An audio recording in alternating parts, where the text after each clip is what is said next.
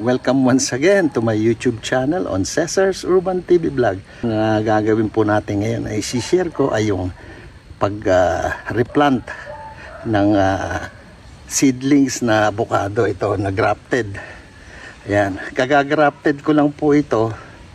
Ayan, from seed po to na tinalim ko sa ito paint container na 1 gallon. Kaya samahan po ninyo ako mga ka-Urban TV Vlog. Okay. Ito na yung nahukay ko na pagtataniman ng avocado na seedling. Okay. At bago po natin na i-replant yung avocado ay kukuha po tayo ng pampa-ward off ng mga insekto para matibay yung pag-grow ng avocado. At kukuha tayo ng dahon ng kakawate. Yan. Ito, palilibutan natin yung pagpupunlaan. Yan.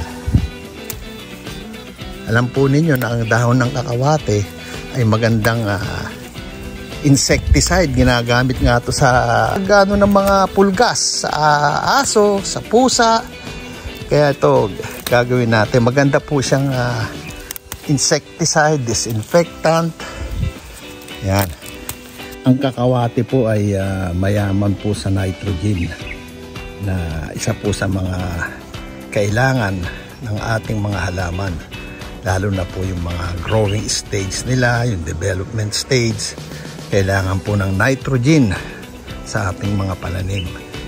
And at the same time po, sabi ko nga kanina ay meron po itong insecticide element, no, na kaya kombinasyon po ito ng nitrogen tsaka insecticide, prevention of pest.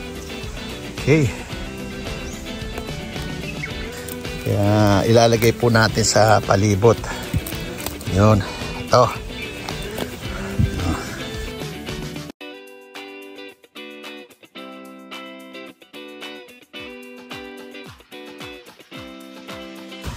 disclaimer lang po, mga ka-Urban TV Vlog, ang nilagay ko po ay dahon ng kakawate o yung madre de cacao.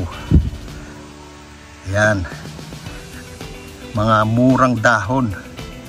Tapos ilalagay na po natin yung ating tanim na grafted avocado seedling. Okay, medyo ano lang natin ng konti yung lupa, gagalaw-galawin, dahan-dahanin para yung ugat hindi masira. Okay, tagal na ho ito, may mga siguro 9 months na itong naitanim, itong buto from seed. Yan.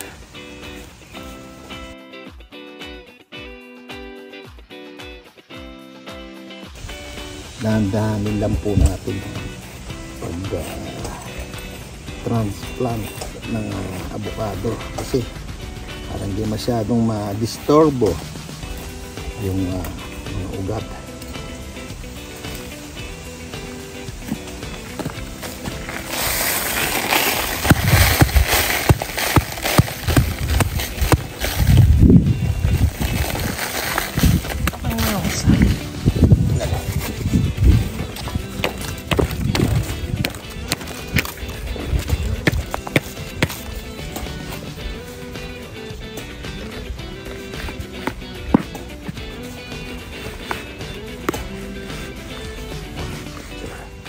Nadala, yun, daming ugat.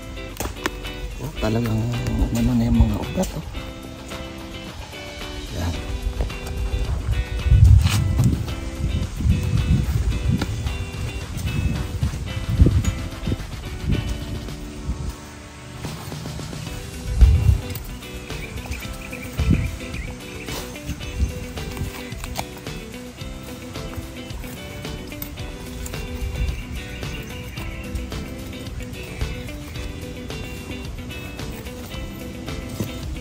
Mapatay ng kakawate.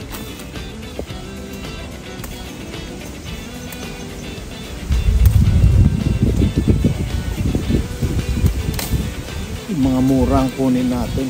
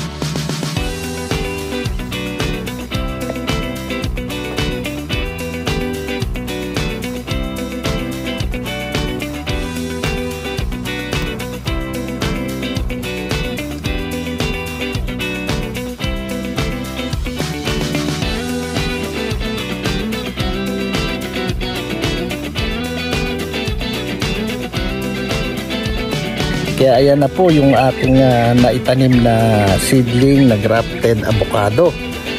And I'm going to update you more on the development of this avocado later on. Thank you very much. At maraming salamat po sa lahat ng ating subscribers and followers. Shout out to all of you.